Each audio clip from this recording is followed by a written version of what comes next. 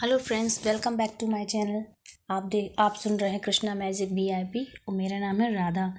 कार्तिक मास शुरू हो रहा है दोस्तों। तो चलिए आज कार्तिक मास के बारे में हम कुछ बात करते हैं जो आपको पसंद ज़रूर आएगा। और कार्तिक मास में क्या करना चाहिए दोस्तों।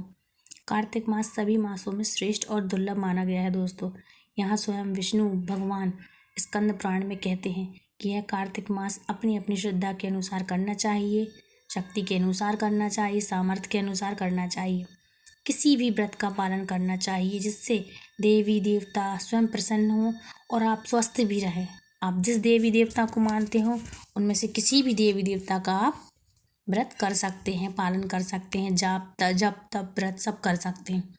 तो चलिए शुरू करते हैं दोस्तों। यह महीना स्नान दान पूजा पाठ के लिए विशेष महत्व रखता है।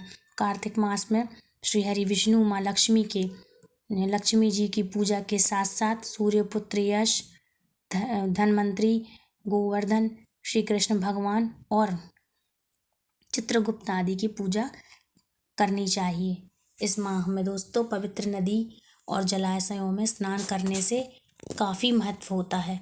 इसमें बहुत महत्व होता है और बहुत ही दोगुना बढ़ जाता है इसका महत्व, क्योंकि श्री हरि विष्णु साक्षात जल में निवास करते हैं।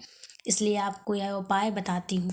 इस समय आपको आम, नीम, आंवला, पीपल, पथवारी की पूजा करनी चाहिए। आपको 5 पत्थर रखकर पथवारी की पूजा करनी चाहिए। भजन कीर्तन दीपक जलाना चाहिए। तुलसी की परिक्रमा करें, तुलसी की पूजा करें। इस महीने तुलसी में दीपदान अवश्य करें। कार्तिक मास में इस महीने में व्रत और पूजा करने से अश्वमेध यज्ञ के पुण्य की प्राप्ति होती है दोस्तों। कई अश्वमेध यज्ञों का फल आपको मिलता है दोस्तों, जो कि बहुत लाभदायक है। और कार्तिक मास की व्रत कथा मैं आपको सुनाती हूँ। जो कार्तिक मास की कथा का पान करना वह समस्त पापों से मुक्त हो जाता है। जो भी इस व्रत कथा की सुनता है, पान करता है दोस्तों, वो 100% इस योनि से सीधे भगवान के यहाँ जाएगा। कहीं भी किसी की भी कोख में दोबारा जन्म नहीं लेना पड़ेगा दोस्तों, क्योंकि ये कथा, यह कार्तिक मास और एकादशी भगवान विष्णु को अधिक प्रिय है, बहुत प्रिय है। जो कि रानी सत्यभामा जैसे ही है, जैसी रानी सत्यभामा उनको प्रिय है, उसी तरह कार्तिक मास की और एकादशी की कथा सुनने वाले, व्रत पूजा पाठ करने वाले, जप तप करने वाले प्रभु को बहुत प्रिय हैं। इसमें एक सत्यभामा जी की भी कथा आती है जो मैं आपको सुनाता हूँ। श्री सूत जी महाराज कहते हैं, जो कार्तिक मास की कथा करता है वह समस्त पापों से मुक्त हो जाता है। मैं कथा आपको विस्तार से सुनाती हूँ दोस्तों। चलिए शुरू करते हैं।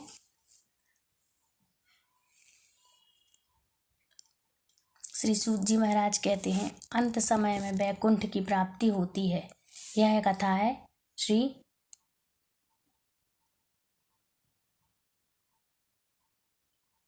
कार्तिक मास की। एक बार माता सत्यभामा ने श्री हरि विष्णु से कहा, हे प्रभु, धन्य हूँ मैं कि आपकी पत्नी हुई, जो 16,000 स्त्रियों के बीच में आपकी परम प्यारी पत्नी हूँ मैं बनी। मैंने आपके साथ नारद मुनि जी को वह कल्प वृक्ष दान में दिया, परंतु वही कल्प वृक्ष मेरे घर में लहरा रहा है। यह बात मृत्युलोक में किसी स्त्री को ज्ञात नहीं है प्रभु।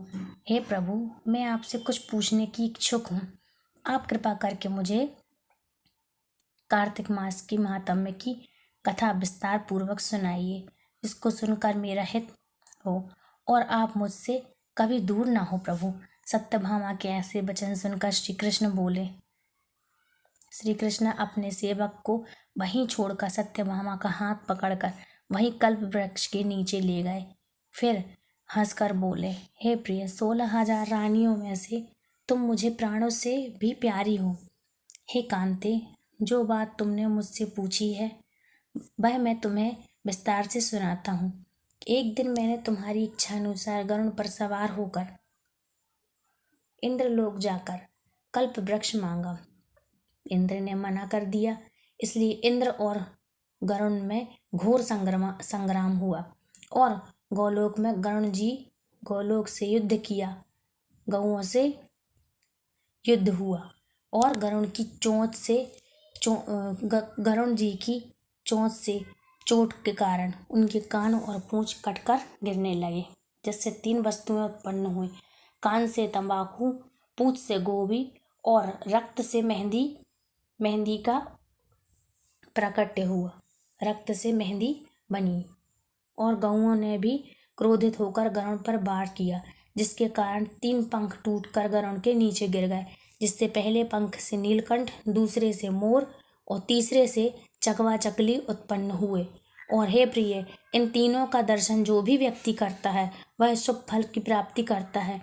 यह सुनकर सत्यभामा ने कहा, हे प्रभु, आप मेरे पूर्व जन्म का वर्णन विस्तार सहित बताइए, जिनके बारे में मैं जानना चाहती हूँ। वह ऐसा कौन सा पुण्य है जिससे मैं आपकी अर्धांगिनी हूँ? कौन कौन से दान, व्रत, जप मैंने किए जिससे मुझे आप मिले? मेरा स्वभाव कैसा था? मैं कौन थी? सब विस्तार से बताइए। कृष्ण बोले, हे प्रिय, तुम्हारे द्वारा किए गए पुण्य कर्मों को विस्तार से कहता हूँ तो सुनो। पूर्व समय में सतयुग के अंत में एक ब्राह्मण देव शर्मा निवास करता था। वह प्रतिदिन पूजा, हवन, सूर्य देव की पूजा और अतिथियों की सेवा किया करता था। वह सूर्य के समान तेजस्वी था और वृद्धावस्था में उसे गुणवती नाम की कन्या प्राप्त हुई। उस ब्राह्मण ने अपने शिष्य चंद्र नाम के लड़के से उसका विवाह कर दिया। वह चंद्र को अपने पुत्र के समान मानता था और चंद्र भी उसे अपने पिता के समान सम्मान देता था। एक दिन वह दोनों कुश और संविदा लाने जंगल गए।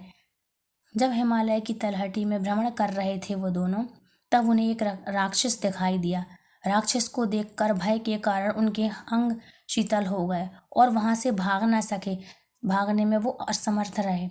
तब वहां उस राक्षस ने उन दोनों को मार डाला। चूंकि वे धर्मात्मा थे, इसलिए मेरे पार्षद उन्हें बैकुंठ ले आए। वे दोनों सूर्य पूजा के कारण उन पर मैं अत्यधिक प्रसन्न हुआ और वे दोनों मेरे पास बैकुंठ आ गए। इधर गुणवती को यह समाचार मिला तो वह विलाप करने लगी और कहने लगी, मेरा पालन पोषण अब कौन करेगा? मुझ विधवा पर कौन दया करेगा? मैं अकेली कहाँ जाऊं? जब वो विलाप करती करती कुछ समय हो गया, तब उसे याद आया कि मुझे इन लोगों का श्राद्ध भी करना चाहिए। अब उसके पास कुछ था भी नहीं, तो उसने अपने घर का एक एक करके सारा सामान बेच दिया और अपने पिता और पति की अपने अंतिम संस्कार किया और श्राद्ध किया, ब्राह्मणों को जवाया और रहने लगी। फिर उसने श्री हरि के चरणों में अपना समर्पण कर दिया। उसके बाद वह भगवान विष्णु की 8 पहर भक्ति में लग गई।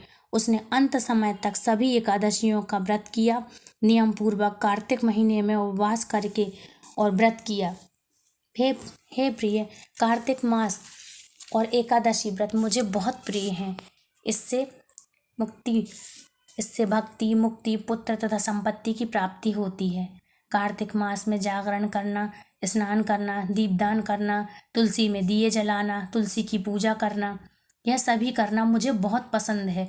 जो यह करता है वो मेरे धाम को आता है, इसलिए ये सब करना मुझे भी बस पसंद है। और जो मेरे भक्त मेरी ये पूजा करते हैं वह मेरे धाम को अवश्य ही आता है। कार्तिक मास और एकादशी नियम पूर्वक करने से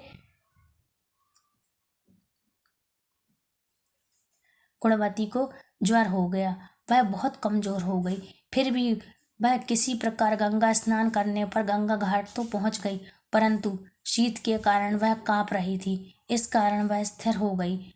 वहां भगवान विष्णु के दूत मेरे धाम ले आए उसे। इसके बाद ब्रह्मा आदि देवताओं की प्रार्थना पर जब मैंने कृष्ण का अवतार लिया तो मेरे गण भी मेरे साथ पृथ्वी पर आए, जो इस समय यादव हैं। और तुम्हारे पिता पूर्व जन्म में देव शर्मा थे, तो इस जन्म में सत्यराजित हैं। पूर्व जन्म में तुम्हारा पति चंद्र शर्मा, जो तुम्हारा पति था, वो इस जन्म में डाकू है। और हे देवी, तू ही वह गुणवती है जो इस व्रत के कारण तू मेरी अर्धांगिनी हुई है। पूर्व जन्म में तुमने जो मंदिर के द्वार पर जो तुलसी का पौधा लगाया था, इसलिए वो आज तुम्हारे महल के आंगन में विद्वान है और उस समय जो तुमने अपने दान से दीपदान किया था, उसी के कारण तुम्हारी देह इतनी सुंदर है। घर में साक्षात लक्ष्मी का वास है तुम्हारे। और पूर्व जन्म में तुमने जो व्रतों का फल भगवान विष्णु को अर्पित किया था मुझे पति मानकर, सो मैं आज तुम्हारा पति हूँ।